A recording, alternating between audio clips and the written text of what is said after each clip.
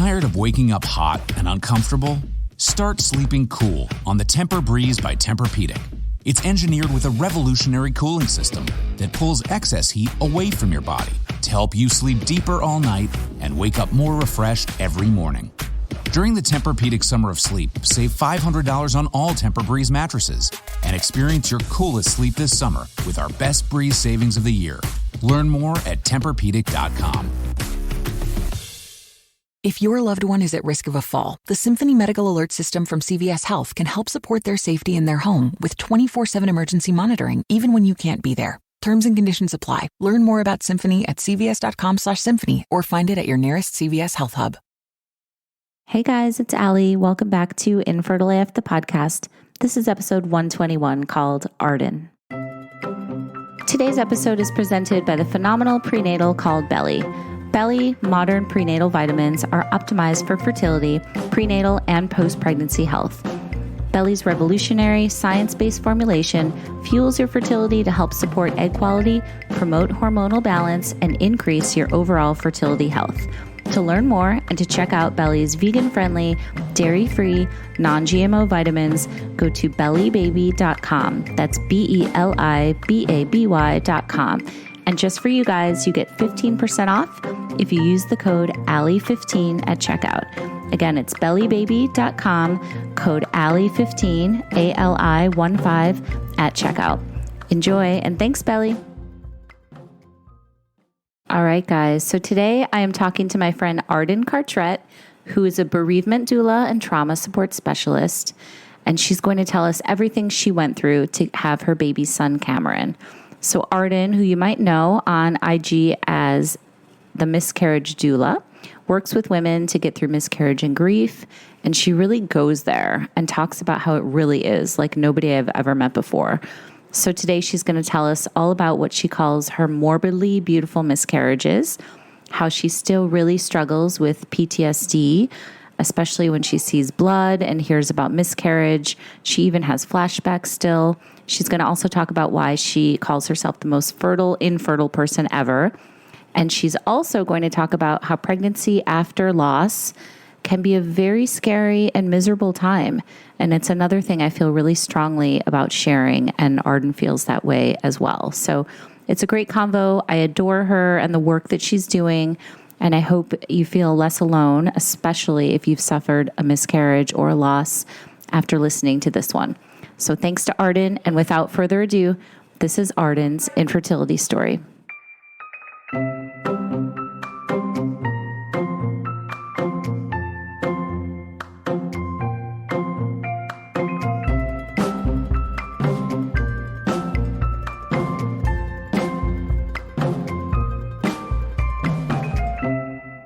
Hey, Arden. Hey, thanks for having me. Thanks for being here. I want to hear all about your fertility journey. So I always like to start with just, what kind of a, young woman were you? Did you always want to have kids? It's funny because I wrote out like a couple of things to start because I have to like write an outline or I will ramble about my story. Okay. And I wanted to start by saying that I did not always want to have kids. And yeah, I think you've said that to me. Not a lot of people share that. Yeah. I think I used to feel really insecure about that because every person I talked to, they're like, I've wanted to be a mom since I was a little girl with baby dolls and stuff. And I've just never been that person. I've never been a maternal person. I never thought I would really have kids. And I was born into a family of dysfunction, a divorced family, probably two people that should not have had kids together. We didn't like grow up saying, I love you and things like that. And so that really played a part because I didn't see the whole family dynamic to picture that for myself. I mean, I have family dysfunction for days. And my husband, he came from a good sized family. He has siblings and they grew up all close to each other but they don't have very close relationships. So we kind of had that same thing in common where our families seemed on the outside really put together, but there was a lot of dysfunction. And so I didn't really want to have kids until I met him. And I kind of have the thought of like, oh, I can create my own family and it can be however I want it to be. And that's really where my desire to be a mom started, was after we got married. So tell me a little bit more about your family. Did you have brothers and sisters? I do. I have a brother. He is in the military. He's actually getting married here soon. And so I have one brother, and then my parents, they were actually born, and I was born in New York. And so my family is, I always say I'm a Yankee raised in the South, because I was very much raised with like Yankee mentality, but it was in North Carolina that I was really raised. When did you meet your husband, and how did you guys get together? Like, did you know right away that you wanted to be together, or what happened? I was 19. I was not in a good relationship, and I met him. And I think that I went on dates with him to make the person I was in like a not exclusive relationship with jealous, and it didn't work. So he is 3 years older than me. He's the same age as the guy that I was in like a weird relationship with. And I don't think that they were friends, but I think I thought like, oh, well, they know each other, so like he'll hear about it. And so I went and met up with Carrie. I'd messaged him on Facebook. This was before Tinder was a thing. And we started texting, and then we went to a party together, and then we started hanging out and going on dates. And we did that for probably like 3 months before we really exclusively started dating. And I think that that really helped us get to know each other. But then we kind of jumped in like our feet first and like moved in together a little less than a year into dating, and bought a house a year later. I was married by the time we were 22. I was 22. Babies. Yeah. So he was 25. I was 22. And we still didn't even talk about kids like seriously. Like we would always kind of say, well, when we have a family and when we do this, but it wasn't, we didn't really have a plan. And so we went a couple of years without really thinking too much about it. And then we had the thought to buy a new car. And so we were looking at bigger cars, and we were like, well, maybe we should start for having kids. And so that's what started the conversation, which is so weird that buying a car led to, let's make a really big decision and have a child together. Well, tell me, what was it about him that, made you think I can start a family and make it different than the situation where, I grew up in? Ooh, that's a really good question. There are a lot of qualities about Carrie that, we talk about this, where he has like the good qualities of my dad, which is such a weird thing. But like my dad and I don't have a great relationship, but the things that I saw growing up, when you're a little girl and you're like, oh, I love my dad, I want to be a daddy's girl. And so there were really good qualities where my dad was like really hands-on, and he did projects and like built things, but he never really finished things. And so Carrie is very similar to that, to where he's learning how to finish projects instead of being, his dad also did that. I'm rambling on about family dysfunction, but no, that's okay. So I saw that Carrie, it's very hands-on, and he wanted to be like into sports, and he wanted to be a young dad, which was really appealing to me because I had an older dad, and my dad was like older to where he was tired and didn't want to do things. And I associated that with age, to where I was like, I want to have kids when I'm younger. That way my partner can go and do sports and not complain about their back hurting. And so I kind of associated that together, because my dad was 12 years older than my mom, and my mom was 24 when she had me. So that was another thing too, is I always had that age 24 kind of hanging over my head, because that was what was normal for my mom to have a child. So I was like, I have to have a child by the time my mom had a child, or this isn't a normal relationship. So I put a lot of pressure on the age 24. Yeah. I can so relate to the not having projects finished, because I had a dollhouse that I got as a gift when I was probably like 6 or 7, and they like half assembled it, but like it never got built. And it was like the big joke in my household. It was like every year was like, let's finish that dollhouse. Like it was just like, yeah. And in retrospect, I'm like, what the fuck? Why did they never put the dollhouse together? No, and that's exactly what I mean. Like, I remember growing up, I had like Barbies, and my dad was like, I'm going to finish the attic into a bonus room to where you can have like space to make a world for your Barbies, or a Barbie dream house or whatever. And it never happened. And so I've always tied myself to, well, like I was supposed to have a playroom and it was never done. I was supposed to have a car whenever I was 16, and I never got a car, which I understand that it's privileged to get a car. And so I had to kind of I had to finish my own projects, because my dad really failed at that. And that was a big thing to me, where I saw that Carrie wanted to have those things in his life for his children. And so it was appealing to me to have the opposite of what I had. And that's what Carrie could kind of offer me whenever we talked about it. I feel like we could do a whole therapy session on this. Let's talk offline about all of this later. We could really dive deep. All right. But back to your story with Carrie. So, okay, you guys are married. And then when did you start to try? We started trying to conceive about 2.5 years into marriage whenever we bought the SUV that I'm telling you, it's really just got us going. I'm not sure why. And so I had not been on birth control. I actually have not been on birth control since I was 18 because I found that it made my periods worse. I've always suspected endometriosis, but nobody has ever wanted to look into it, or really doctors have mentioned you probably have endometriosis, but never did anything about it. And I didn't know enough about it to advocate for myself. Okay. So I wasn't on birth control. We were just, I guess, careful the entire time. Like we really weren't that careful. And so that's whenever I started thinking like, what if something's wrong? Because we've never even had a pregnancy scare. And that was, looking back, that really was a red flag, which, I mean, you would hope that you wouldn't have a pregnancy scare, but it's just, I don't know. We just weren't careful, and we probably should have been more alarmed. So we started trying and like actually looking at dates and tracking and things like that. We tried to conceive naturally for about 1.5 years before our first pregnancy happened. And during that time, many times I felt like something wasn't right. And it mostly was like, okay, well, even though we're trying, we've never really been the most careful people. And I'm still not pregnant. And that was just kind of weird and concerning. Yeah. I assumed that I was thinking too much into it. And I would always Google, like, how long does it take to get pregnant? And I would see that year mark being the normal time frame. So I thought, well, maybe it's just normal that I'm not pregnant yet. And we did everything during that year. Like I used lube, supplements, like putting my legs in the air, everything. And I didn't get pregnant, never had a faint line, didn't even have to squint and think I saw a line. So there were many times where I was like, something isn't right. But I didn't know enough about it to really look into it.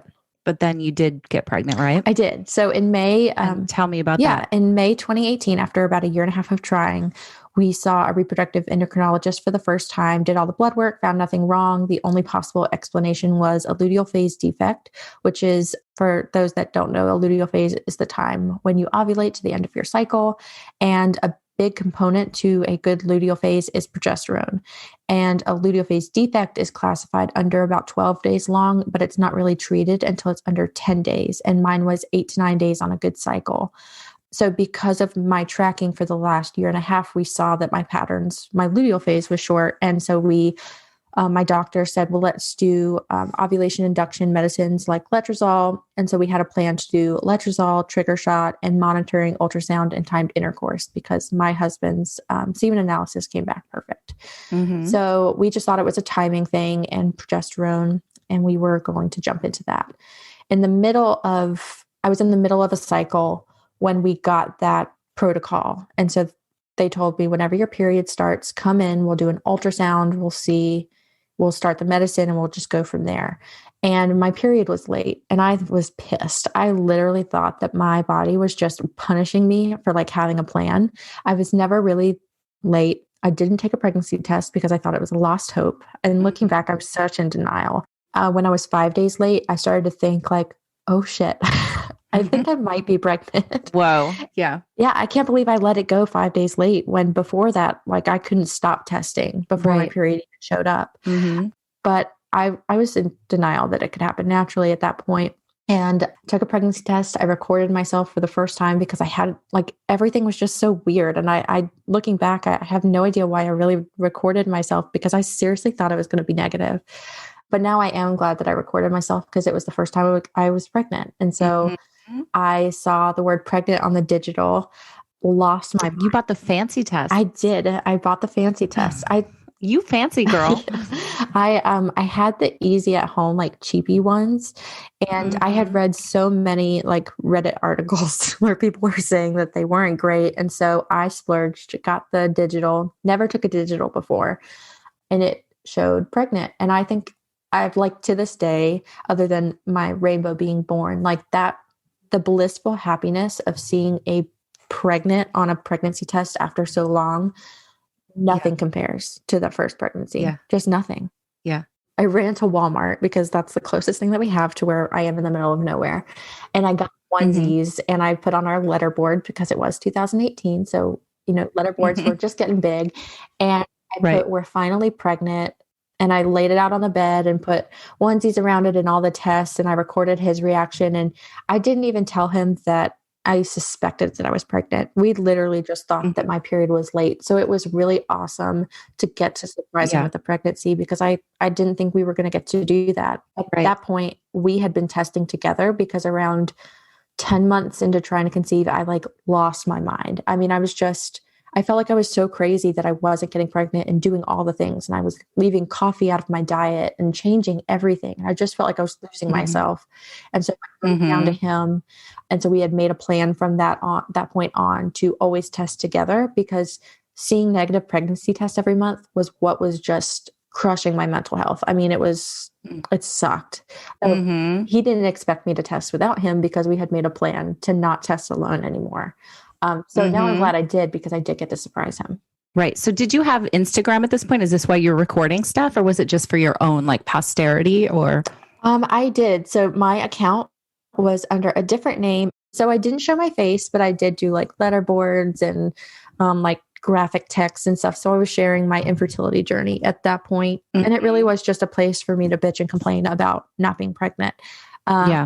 Was it helpful? Were you connecting with people? So helpful. Some of the people I talk to today and send baby pictures back and forth with are people that I met all the way back then. So I have a lot of people that I connected with in those early days. Yeah. So this is not judgmental at all, but why did you keep it anonymous? I mean, I get it, but just for people that might be listening, were you not wanting, or I guess I don't want to put words in your mouth. So what was your thoughts behind keeping your name out of it? Oh, I was so embarrassed that I was venting about wanting to be pregnant and not being pregnant. I was so embarrassed. And why embarrassed? I have no idea. I felt so much shame that I couldn't get pregnant and I put it all on myself. It wasn't until my first pregnancy when I miscarried, which now I know I'm getting ahead of myself, but I had this thought of why do I feel so embarrassed? And I just wanted to scream from the rooftops that I had been pregnant. And that's when I put my face on the account. And I just felt so tired of feeling that shameful. So I kind of made myself feel uncomfortable to attach my face and my name. And then people at work and in my personal life started finding me because other accounts, Baby List would share some of my posts and they would see me tagged and they were like, we didn't even know that you were going through this because I didn't know how to bring it up. And so I kind of let people find out from finding me and my blog, which I don't know if that was the right thing to do, but how do you tell people that you're struggling with infertility and loss and not cry? That's what I didn't want to do. I didn't want to sit there and cry and tell people what I was going through. So I just kind of wanted them to find out for themselves. And so I think I didn't want people to know whenever I was anonymous. And then whenever I stopped caring if people knew, I was okay with them finding out. So there was just a lot of shame and I put it all on myself. I'm so glad you mentioned that shame thing because I think that's something that we need to talk about more. And, people out there might be feeling that way and it's okay to feel that way, but, obviously it's not your fault. This is medical and we can get into all that too, but all right. So tell me what happened. Obviously we know that did end in a miscarriage. So when did you find that out and how did that go down? Yeah. And I do want to say about the shame comment. I think a big part of it is being a woman in a working field where I am really ambitious and I have all of these dreams for myself. And I was afraid if people saw me as oh, she wants to be a mom, I thought that they would associate that with not being ambitious. And again, I probably put that on myself, but I worked around men and things like that. And so I think I didn't want people to find out because I didn't want them to think oh, well, Arden's going to go maternity leave and never come back. That was a big aspect to the shame as well. But I just wanted to mention that because I know that there are a lot of women that feel that way, especially in jobs today. I think it's getting better, but I think that it's, society has put that on us for so long. Yeah. Kind of ingrained in us. Agreed. I think it is getting better, but I still feel like there's a long, long way to go. Totally. And then to answer your question about my first pregnancy, I went in for my 7-week ultrasound. It was at my RE's office because I was already a patient there. Even though it was a natural pregnancy, they let me come in for an early an early ultrasound. I had had blood work. Everything was really great. My numbers were high. Went in for the ultrasound and I had a bad feeling. I mean, I had a bad feeling for like the week before my ultrasound, but I thought, I'm not a really religious person, but I thought that like I would not be given this pregnancy for it to be taken away from me. Like this pregnancy is a miracle. And I had that in my head and I just really tried to hang on to that. But going into that appointment, I was really nervous. I mean, I started crying in the waiting room from all of the anxiety. And I told my husband, like, I just don't think that the baby's going to have a heartbeat. Went in for the scan and they saw a yolk sac at 7 weeks, saw a gestational sac that looked like it was measuring 7 weeks, but they didn't see a heartbeat. So they said, you could have just implanted late since this is natural and we weren't tracking and we don't know, come back in a week and let's see where you are then. So this started pregnancy limbo, which was agonizing, and went back a week later. My gestational sac had grown, but the baby itself was still at the same size. And it was hard to tell what was happening because my gestational sac was growing. And I don't know the term for this. It wasn't a blighted ovum. Apparently it happens it's a form of miscarriage, but they couldn't rule out that I had a viable pregnancy or not because my gestational sac was growing. So they said, come back in another week. Mm-hmm. And at this point we had hope because we saw some growth. We thought maybe they're just growing slower. I tried not to Google it because I didn't want to look up things. I had people. Yeah. Don't go on Reddit, Arden. Yeah, Reddit is a dark place. Sharing, my journey on Instagram, I did have a lot of people reach out to me saying that's exactly what happened to me and everything was fine, which instilled more hope. And I think that as an infertility and loss community, we like to share the good stories and instill hope. But I really needed people to say that happened to me and I miscarried and here's how you can prepare. And I wish that people would have done that instead of giving me the hope. But I know that everybody receives support differently. So we went back a third week. So for 3 weeks, I was in limbo. And by the time I had my ultrasound 3 weeks after 7, so it was 10 weeks, we're supposed to be, I had started bleeding. And I thought like, okay, well, this is the end. They said that it definitely was a miscarriage at this point and that the bleeding was, my body starting the miscarriage process. And I was beside myself. Like I could not imagine miscarrying at home when my gestational sac was measuring 10 weeks. So my uterus was the size of a 10-week pregnancy, but I didn't have a 10-week baby in there. It was still just a yolk sac. And I look back and I think that maybe the baby had a heartbeat for a couple of days, but I think we missed it because it wasn't a blighted ovum. And they kept telling me that, but we never saw the heartbeat. And so it was very weird. And I always say I never know where to share like how far along I was because it is so confusing to me. I have no idea how far along I was. So I made the appointment to have a D&E because it was cheaper than a D&C. And I was just going to take painkillers and let them do it in office. And I made the appointment for 2 days later. Then I went home and I miscarried that night. So I miscarried right before I could even have the D&E. And it was the worst experience of my entire life. It was both the worst experience, but also the most like, I don't ever know how to, it was so horrible, but I witnessed like my body know what to do. It did everything naturally. And as horrible as it was, it gave me like an adrenaline rush because it was like, I can't believe that I just did that. I mean, it was an insane experience. So what can you tell us about it? I know I'm sure you don't want to get like too graphic, but there's no such thing as TMI on the show, as everyone knows. I'm more than happy to talk about it. I actually wrote a blog post, what miscarriage is really like. And I described like the size of things and what it looked like. What happened was I woke up thinking I had to go to the bathroom because I had pregnancy hormones. I had to go to the bathroom. And whenever I went to the bathroom and pulled down my pants to pee, I dropped one of the sacs. And so whenever you miscarry, there are 2 sacs that come out at home. And nobody told me this. So I thought that first sac, I was like, oh, this is it. That was it. That was the miscarriage. And I thought everything was over. But then I started actually feeling contractions. And for 3 hours, bled really heavily, stayed in the bathroom, lost clots the size of like lemons is what I tell people. And like there were a couple the size of softballs. Like, these are all the details that I really wish somebody would have told me. Yes. Because I thought, like, this can't be normal. Like, why would a doctor let me do this at home if this is the size of things that are coming out? Right. And not to get too graphic, but again, just in sharing, what did you do? Like, was everything going into the toilet? Did you feel like you had to save part of it to like be biopsied, or like, what was your thought process? It all went in the toilet, and I have no problem. I know that, you know, it's hard to hear these things, but I like to remind people whenever I talk to them, like, it's okay if you miscarry in the bathroom and it goes in the toilet and you don't take it out. Like, I didn't even think about taking it out of the toilet. I didn't know it was an option to get it tested. The thought crossed my mind of, oh my God, my baby is in the toilet. But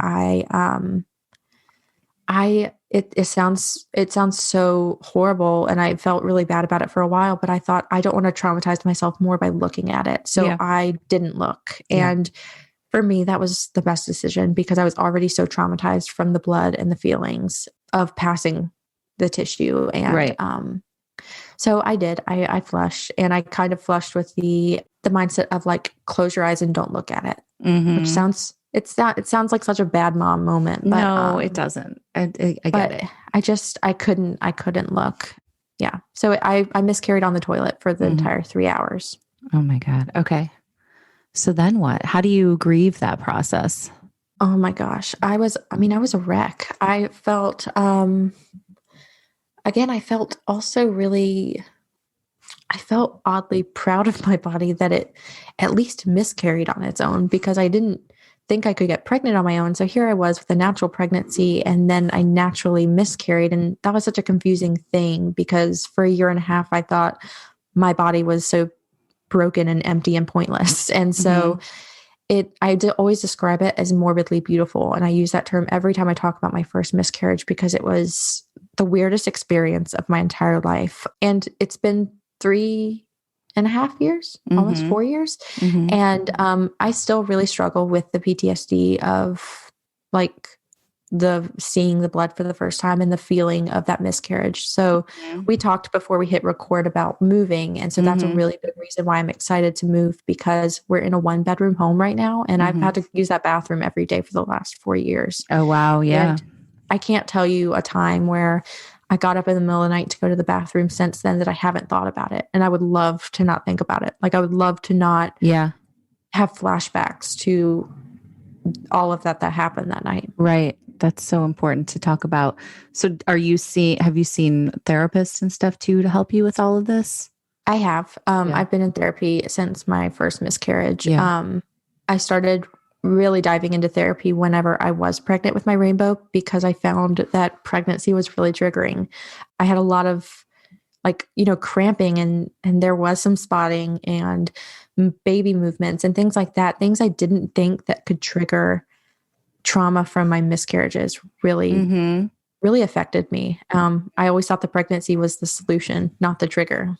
Yeah, we'll get into that as we continue on. Sorry, I know I'm jumping forward. That's okay. Okay. So this happens, PTSD for real. And then how long before you guys, kind of got back on track and like started again? My husband wanted to try and conceive right away, and he wanted to try and conceive naturally because that was a natural pregnancy. He had this hope that it would happen again. I did not. I thought it was just a lucky but unlucky thing that happened. So we tried to conceive naturally for 4 cycles. And then my compromise was, I'll try and conceive naturally for 4 cycles. If we don't get pregnant by the 4th cycle, we're doing the letrozole and trigger shot and stuff. So we went ahead with that 4 months later. And I say that I am the most infertile person ever, because I got pregnant on the first cycle with letrozole, and I was very lucky to get pregnant on the first cycle. That kind of confirmed, like, okay, well, fixing my luteal phase fixes my infertility is what it felt like. So with that pregnancy, I was really disconnected. I knew that I couldn't get excited until the first ultrasound, because that's the point I didn't get past with my first pregnancy. I felt really Abramarama presents Chasing Childhood, a documentary exploring the unintended consequences of helicopter parenting. In today's world, free play in childhood has all but disappeared, giving way to unprecedented anxiety and depression. In Chasing Childhood, psychologists, activists, and leaders of the free play movement fight for benefits of a less curated childhood. Available on demand now. ChasingChildhoodDoc.com. Scared, didn't feel any excitement or joy. I mean, it was a miserable time, and that really sucks because that's the memory of my second pregnancy. We went in at 6 weeks for the first ultrasound and saw the same thing that we saw with the first baby, except for this time the word blighted ovum was mentioned. Okay. They said, come back in a week and let's see where we are then. And for that week, I mean, I was just so disconnected. I don't think I took my prenatal vitamins. I drank a lot of coffee. Like, I was just like, it's over. There's no point in me even having hope. Went back at 7 weeks and everything looked exactly the same and shrunk a little. So that indicated that miscarriage was, going to happen soon. I, literally without thinking at all, I said, just give me the Cytotec. I've done this once before. I can do it again. Didn't have the money to do a D&C if I was going to have to do more fertility treatment and then fertility testing.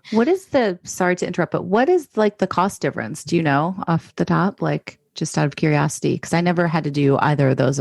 All my miscarriages happened naturally. So just for someone who's listening, I'm curious, is it like thousands of dollars or hundreds or? Well, I think it depends on your insurance. So my deductible was really high. It was $10,000. So I had to pay really high out-of-pocket premiums. And a D&C, like going to the hospital, being put under, was going to cost me about $5,000 or $6,000. And they gave me the option with the first pregnancy. I mentioned an in-office D&E, which would have cost me about $600.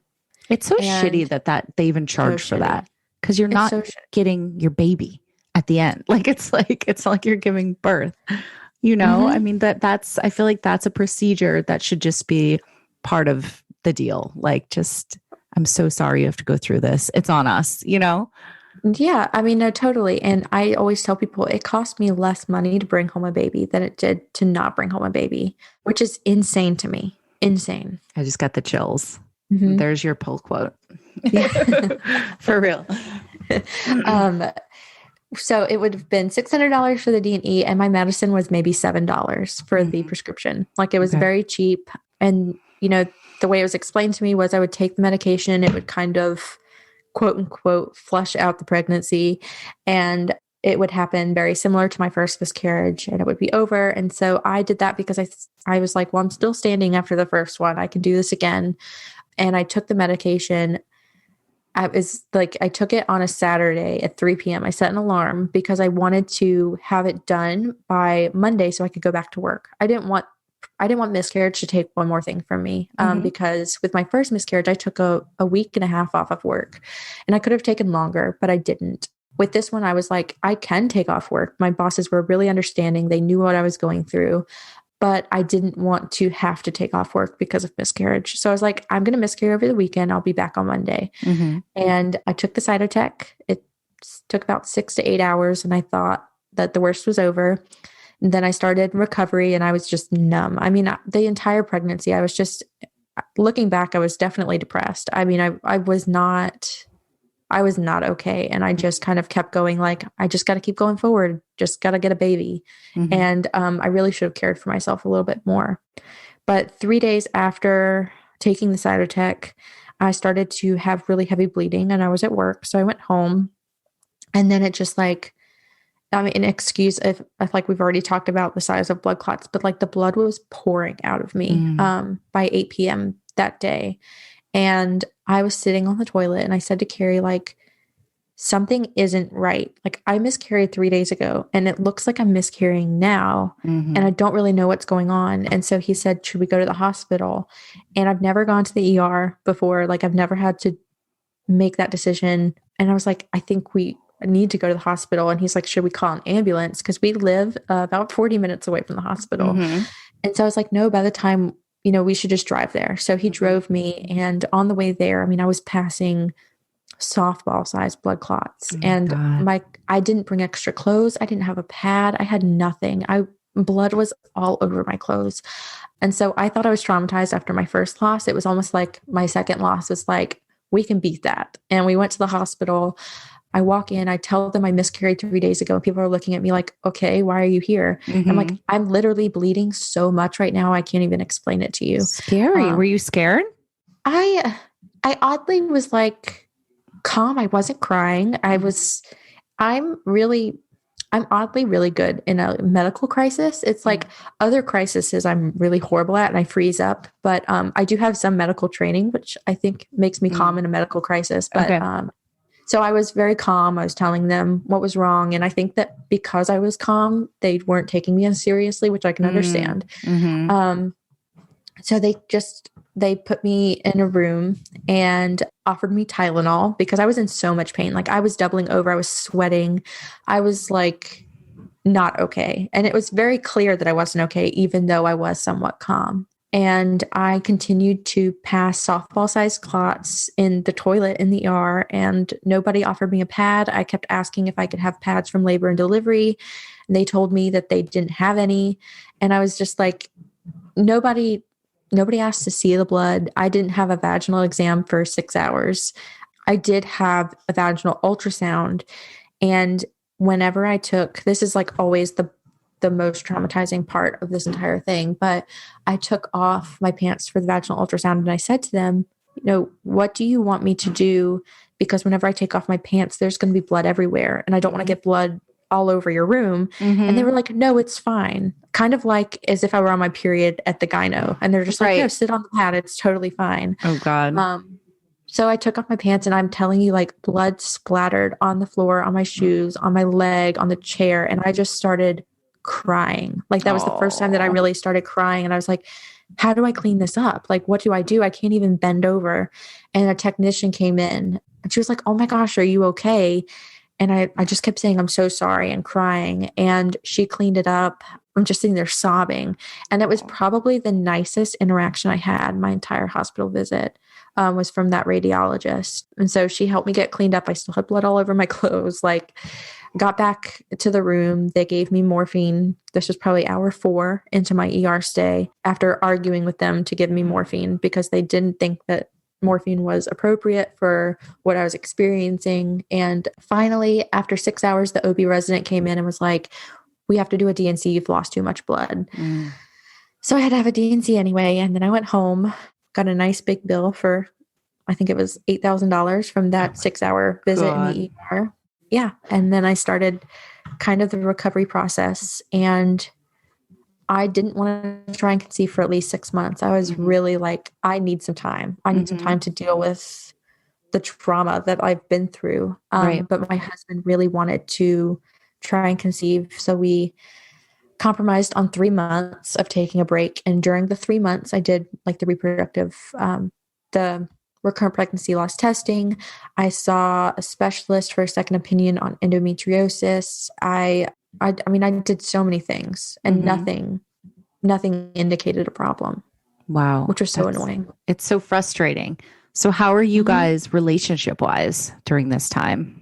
Ooh, that's a good question. It was really rough because I was grieving so hard, but I was grieving more the trauma that I had been through than I was the baby. And my husband grieved more with our first pregnancy. So he didn't get attached to the second pregnancy either. But the difference is I was somewhat attached because my body was going through it. So it was more of grieving what has happened to me instead of grieving the actual loss of a baby. I don't know if that even makes sense. That's just more of what I was going through. I was very depressed. I mean, I was negative. I was hard to be around. And I remember him, not enjoying my company because I was so down in the dumps, so to say. So we didn't see eye to eye that entire grief process. And he really wanted to jump back into trying to conceive. And I was like, I can't go through a third miscarriage. Like I considered not trying to conceive anymore because I was like, I can't do this again. Obviously, you have Cameron now. So tell me what happened after that? Yeah. So after we had our testing and nothing came back wrong, we My doctor chalked it up to bad luck and said that it happens. It could have been my egg quality since my luteal phase is so short. So during my 3 or 4 month break between trying to conceive again, I focused on non-toxic living and like switching all of my products to non-toxic, like makeup and skincare and things like that. I like cut out a lot of things out of my diet, just processed foods. And I tried to eat better and focus on like healthier meals. It wasn't really dieting or anything. And we did another cycle of the letrozole. And I did see a difference. So in my first cycle, I only had one egg or one follicle in my right ovary. And in this second cycle, I had one in my right and one in my left, and then a bunch of little ones, which I didn't have the first time. And so I had 2 follicles to work with instead of one, which was more promising. And so we went ahead with the cycle. Everything was pretty much the same. Like we had sex when we were told to, did the trigger shot, we added progesterone, and I got pregnant. And everything was different about that pregnancy from the very beginning. I had more hope. Like I was a little less negative, I think. But I also think that I had been through so much that I was like, okay, well, I've gotten through that. Like I might not be okay, but I'm living, like I'm alive and telling my story, and, you know, people, I'll be okay no matter what happens. And kind of went into it with that mindset. And then I adapted some tools and stuff. Like I started goal tracking where I would make like little small goals, and that would really help me. I journaled, got into a couple of affirmations. Like I just really tried so hard to enjoy my pregnancy the best that I could, even if it ended the way that my first 2 did. Okay. Yeah. So we went in for the first ultrasound at 7 weeks, which we had never gotten past with our first 2 pregnancies. And there was this little heartbeat, and I had never seen the flicker before. It was the most amazing feeling. And that, you know, gave me a lot of hope too. But then I still was scared. Like all throughout pregnancy, I'm pretty sure I cried to Carrie that I thought I was miscarrying like 8 times, even though there was no blood. I just was so terrified. Of course. Pregnancy after loss is like, I mean, that was so much harder than any of my miscarriages were to me. It was just a mind game every single day. I remember there was like a point when I was 16 weeks pregnant and I was crying over the fear of miscarrying. And my husband was like, why are you crying? Like, we have a Doppler. Everything is fine. And I said, because now if I miscarry, I have to give birth to him. Like, I have to go through a traumatic event again. I don't have the option of a DNC. Yeah. And I remember that being really scary to me. I get it. Yep. That's a really, really good point. So there's like that limbo like there period. was no safe zone.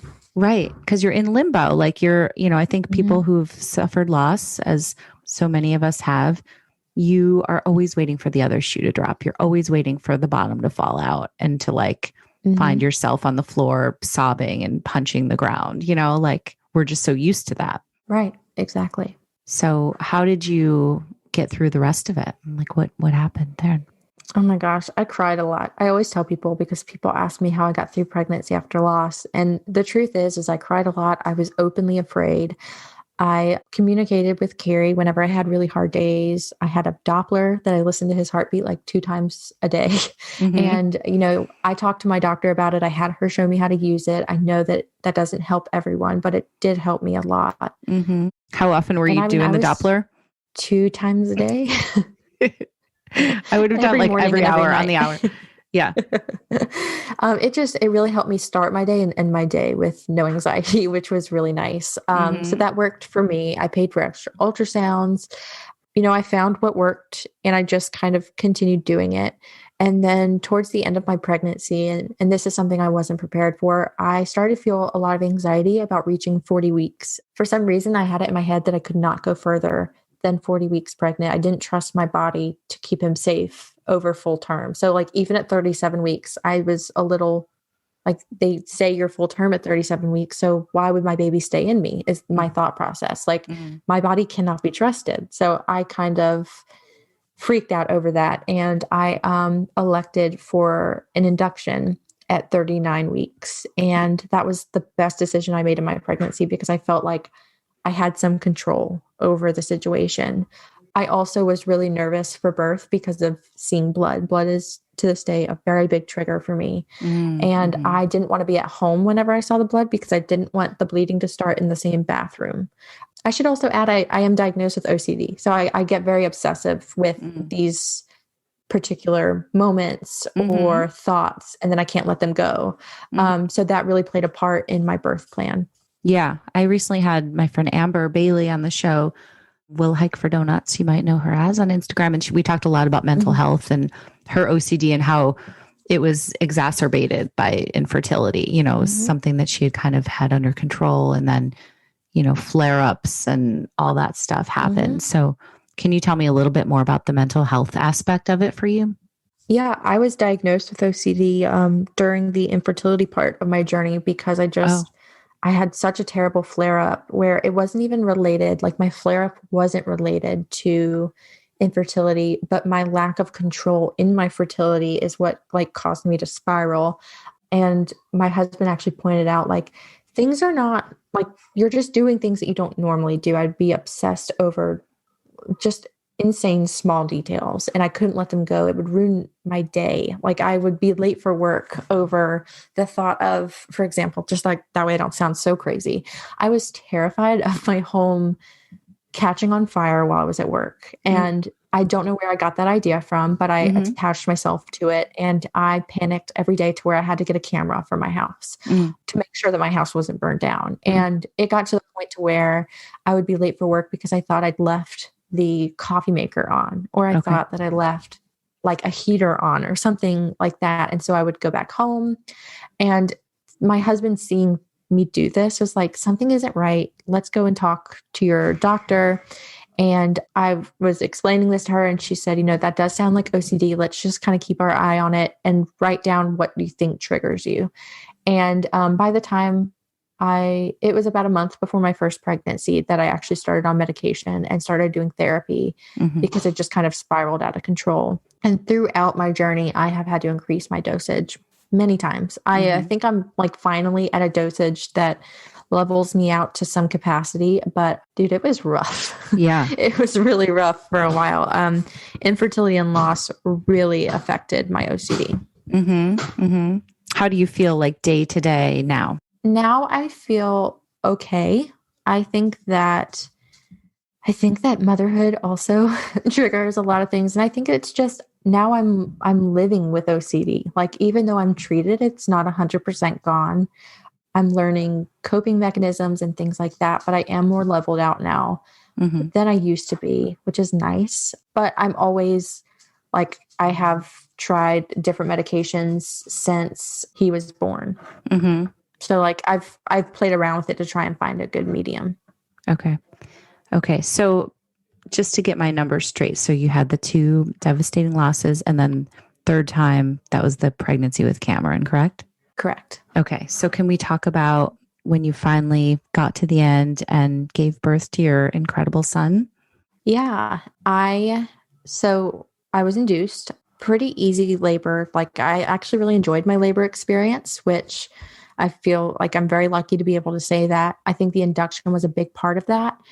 And when he was born, like, I was not prepared for like how hard birthing a child would be, because I really thought that my journey to get there would be the hard part. But like, you know, even with an epidural, like pushing and all of that stuff, it was a lot. It was very intense. It kind of reminded me of my past trauma with how intense I remember like contractions were with miscarriage. And it really validated my miscarriages for me, because I thought to myself, like, I've been here before. I've had contractions before. This feels really similar.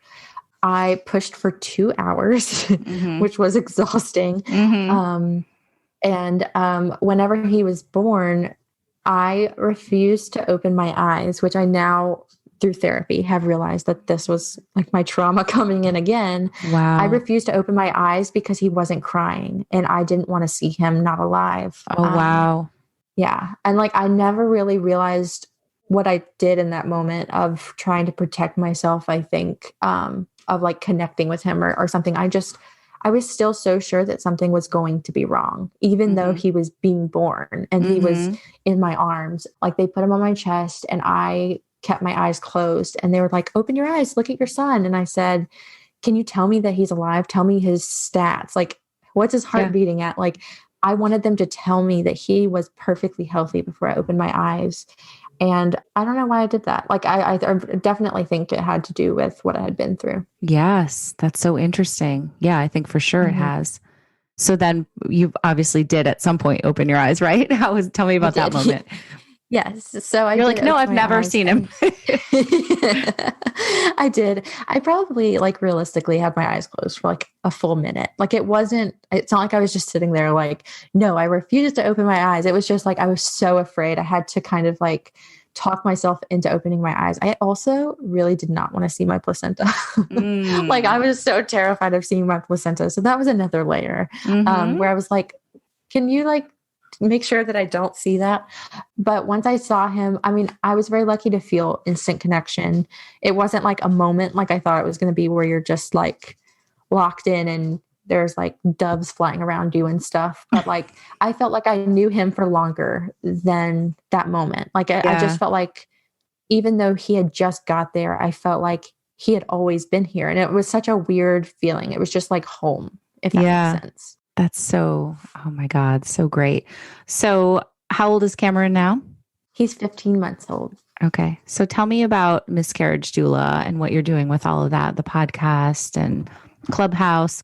So whenever my son was born, I realized that it brought up so much grief. I mean, I was really struggling. Like my first Mother's Day was when he was maybe 2 months old, and I was crying all day on Mother's Day over like the sadness that I felt for what I lost. And that really caused a lot of confusion with me, and it caused a lot of confusion with my husband, because he was like, why are you so upset? Like, we have a baby and he's perfect. And it just, I finally now could picture all the things that I lost out on with the first 2 pregnancies. And so I was very thankful for Cameron, but I was still really sad for what I lost. And this caused me to kind of dive into that grief. And up until this point, I had been open on Instagram, and people reached out to me all the time asking me questions about how to get through miscarriage and what to expect. And I would tell them the nitty-gritty details and just prepare them the way nobody prepared me, pretty much.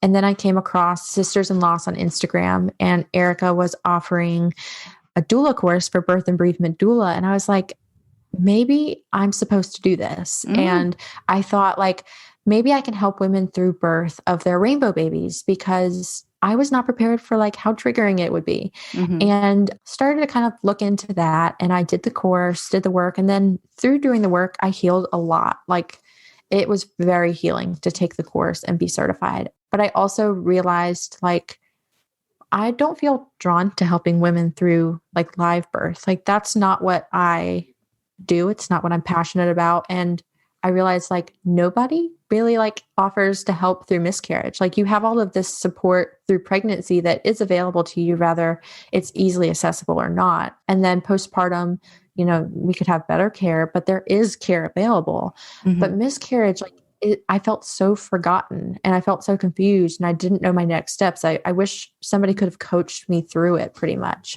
So I like couldn't sleep one night and I was like, what am I going to do as a doula? I had to kind of like figure out what my doula business would be. And I got so excited because I just thought like, I want to be a miscarriage doula. And then I wanted to only refer to miscarriage as first trimester birth. And I actually started my business by doing that, but nobody could find me because nobody calls it first trimester birth. So I was like, how can I make sure that I can offer affordable services to women who are going through miscarriage? And I was like, I'm just going to be the miscarriage doula. That way, when people search for miscarriage support, you know, it's easier to find. And so that's kind of how it was born. And I started offering one-on-one sessions where a lot of people find me before they miscarry, and I walk them through what to expect and how to prepare. Some people find me afterwards where I talk to them about, you know, what the next weeks look like and what trying again can look like. And I help women through pregnancy after loss. And I do it all for like, I offer like 60-minute sessions for $35. I have free group sessions with other women who are currently going through loss or who have been through loss. So I make it very affordable because it's really important to me that people don't have another medical bill, because I am somebody with tons of medical bills and it sucks to get a miscarriage related bill. Completely. I also have the Miscarriage Doula Fund where people have donated money so I can offer services to those who can't afford the services, or, those that don't want to pay for a miscarriage session and stuff like that. So I have been really fortunate. I think I've offered 23 women services for free from that fund. That's awesome. So that's really great. Yeah. That's so awesome. And then I started the podcast because I actually helped Shelly Metling, who is the host of Life After Miscarriage. I did her social media. And when she was ready to kind of, step away from podcasting, she asked if I would continue it, but I didn't want to continue it under the same name. I wanted her thing to be her thing. And I said, I thought about doing a podcast, but if I had done a podcast, it would have been what she was doing. And I didn't, she was doing it perfectly.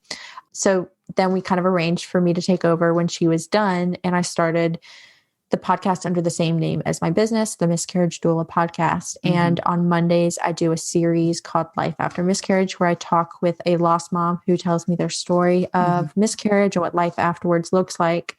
And then on Thursdays, I talk with somebody else about a miscarriage or infertility related topic. Like I've covered progesterone, mental health. I've talked to some of my favorite people in the community who have written books.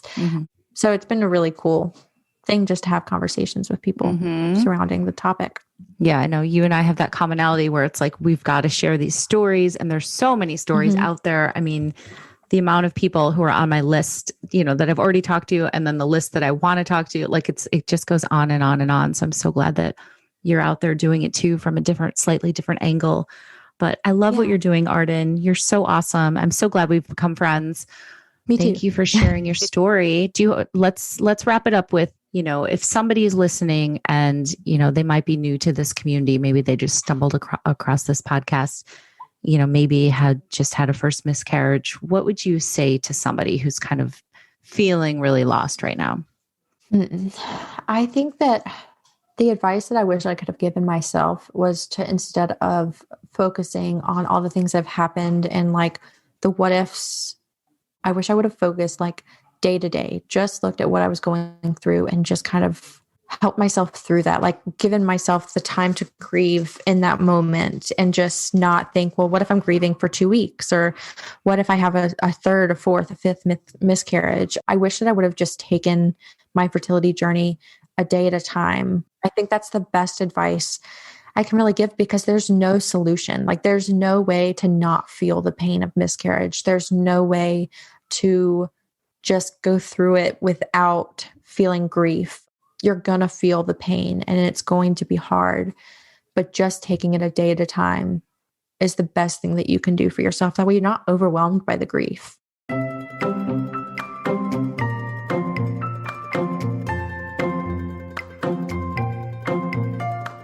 All right, everybody. Thank you so much for listening. And Arden, thank you again. Definitely check her out, guys, at the Miscarriage Doula on Instagram. She's doing amazing things. And I also wanted to remind you, if you are looking for extra support or community, definitely check us out at Fertility Rally on Instagram or fertilityrally.com. We are a community. We have content. We have curated events. We have weekly support groups. Monday nights, it's Pregnancy and Motherhood After Infertility group. And Wednesday night, it's Infertility Support group. We have created a family that is just the greatest. I mean, everybody is just there to lift each other up and help each other out and get through this shitty time. So I urge you to check it out. We are actually open the first week of July for 7 days. So come check us out, join our membership, DM me or email me at infertileafstories@gmail.com if you have any questions. We are here for you guys, and we're just here to make this better and help you feel less alone. So check us out. Thank you for listening, and I will talk to you guys next time. Thanks.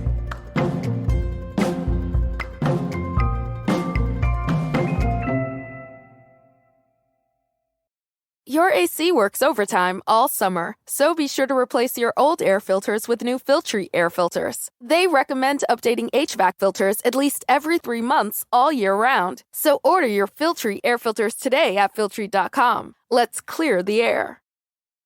Worried about mom or dad falling? The Symphony Medical Alert System from CVS Health helps make their home safer, even if you can't be there. Symphony works with voice activation or a care button they can opt to wear, along with smart sensors for coverage around the home. With 24/7 emergency response and an app to tie it all together, you can monitor your loved one's well-being for enhanced peace of mind.